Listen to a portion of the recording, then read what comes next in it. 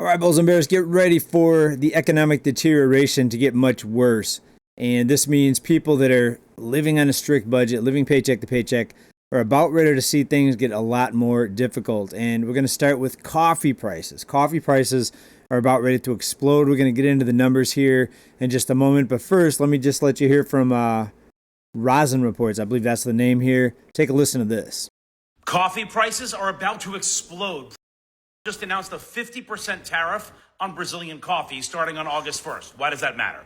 Brazil supplies, get this, 33% of all the coffee we drink in the U.S. That's over 800 million pounds a year of coffee now hit with a massive new tax. And that's already hitting the market and affecting prices. Coffee futures just jumped 3.5% in one day. And that price spike, guess where it's going? It's headed right to you. There's going to be a lot of angry caffeine addicts out there, let me tell you.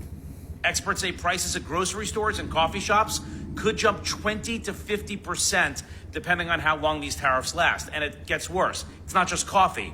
Brazil supplies, who knew this, over 60% of the orange juice we import, 21% of beef imports. That's over 230,000 tons a year, all from Brazil.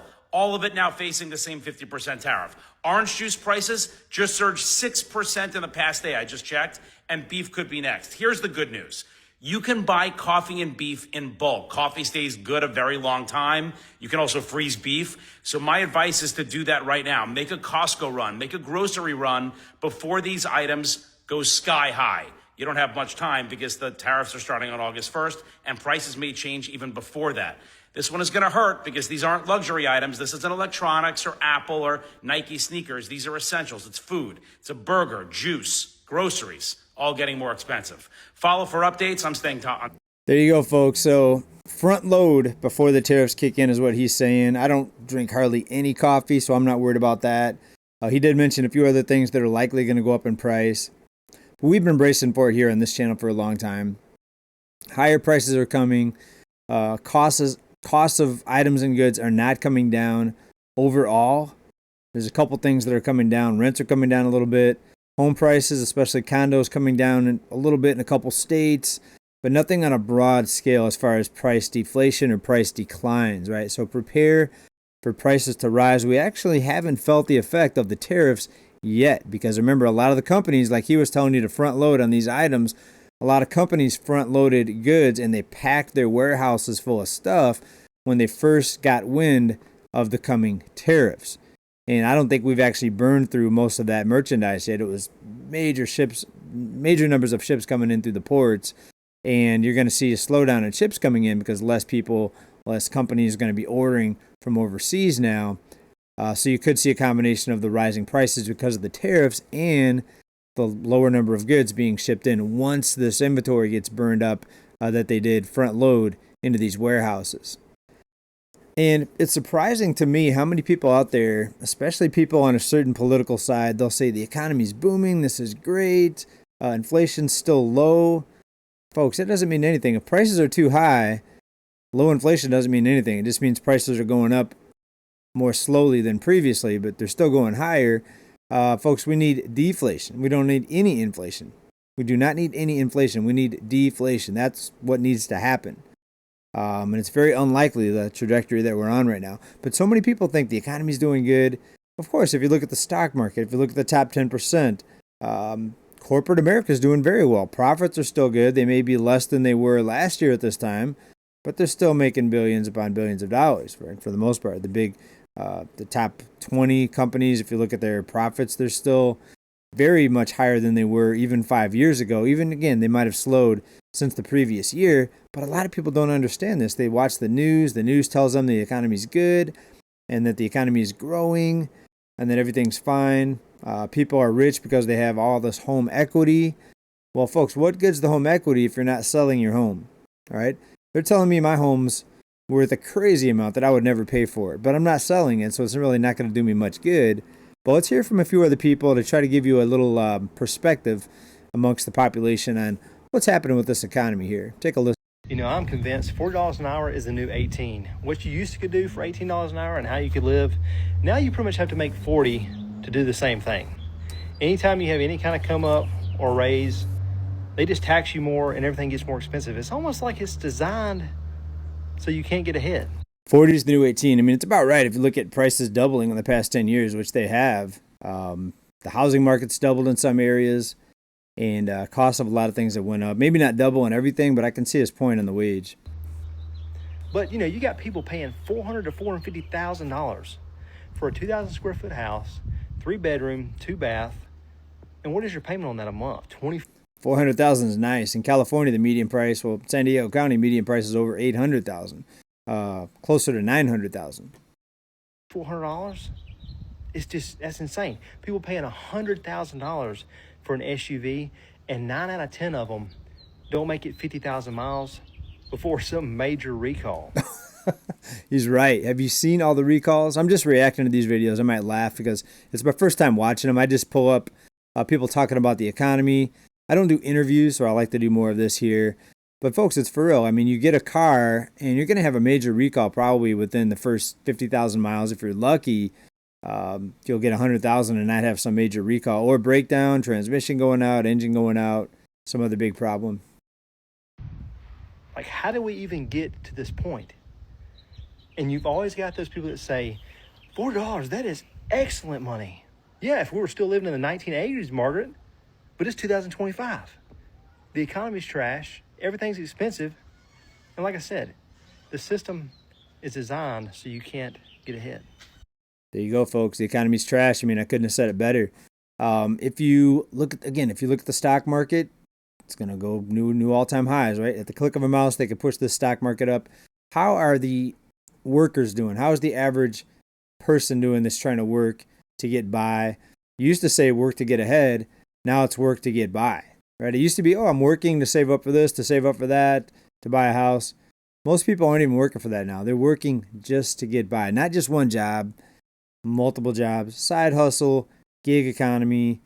So, I mean, I just still can't believe the number of people out there that still think somehow the talking points that are put out on the news. We've all heard the news reports. Oh, the economy grew at this percentage, blah, blah, blah.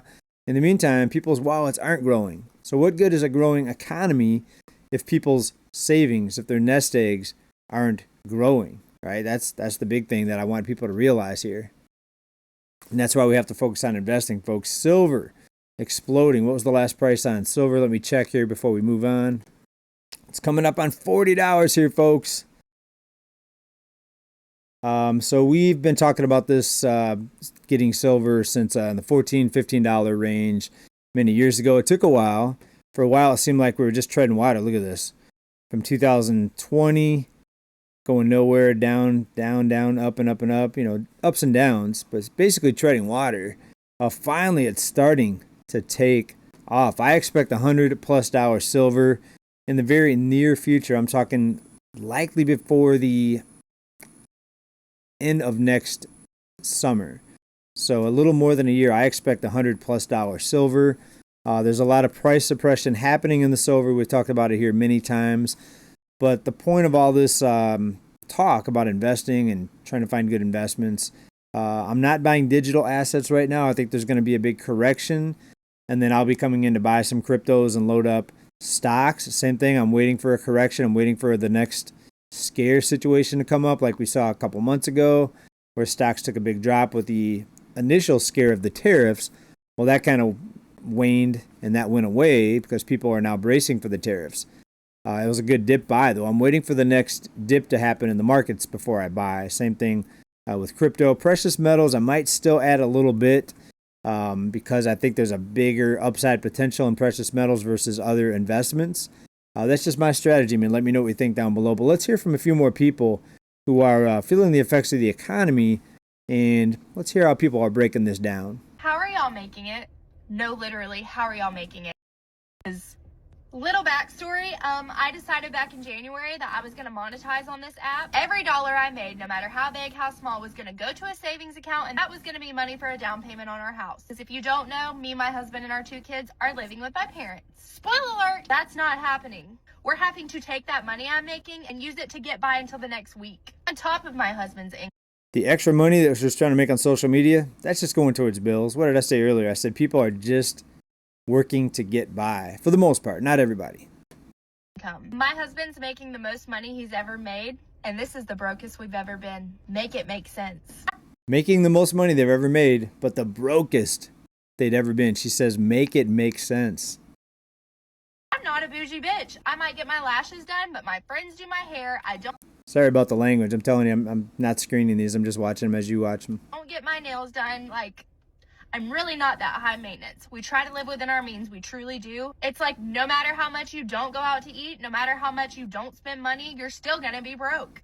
Why? Because that is the world that we live in.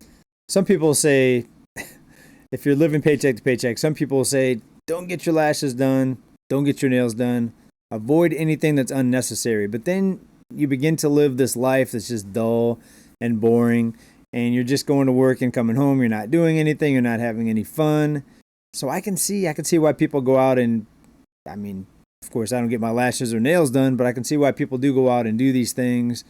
Entertainment, people go to concerts. People want to feel like they're working towards something. Let's go on a cruise. Let's go on a vacation. I see that. And that's why you still see people out there, even though they don't have much extra money. And here's something else we've spoken about here, but I'm going to give you a little more perspective here. The costs are so high, people have stopped making families. People have decided to stop, not totally, but there's a big drop in the birth rate here. Take a listen. How bad is our birth decline? It is shockingly bad.